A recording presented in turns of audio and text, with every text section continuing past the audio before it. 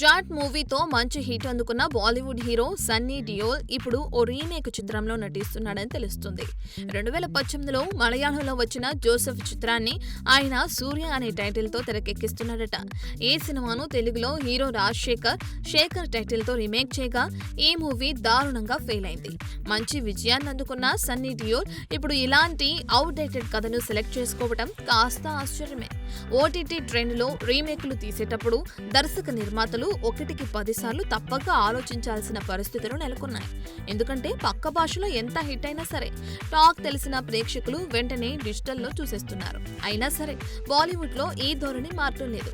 గత 3-4 ఏళ్లలో రీమేకులుగా వచ్చిన సినిమాలు చాలా మటుకు డిజాస్టర్లు అయ్యాయి.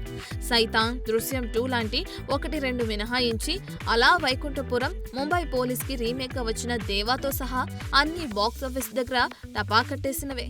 ఇక గద్దర్ 2, జాట్ లాంటి కమర్షియల్ సినిమాలతో మంచి ఊపు మీదున్న సన్నీ డియోల్ అయినా హిట్ కొడతాడో లేదో చూడాలి.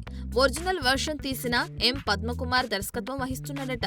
చూడాలి మరి అరుపులు కేకలకి అలవాటు పడ్డ బాలీవుడ్ జనాలు ఇలాంటి క్రైమ్ స్టోరీని ఎలా రిసీవ్ చేసుకుంటారో. For more videos like this, subscribe Big TV channel.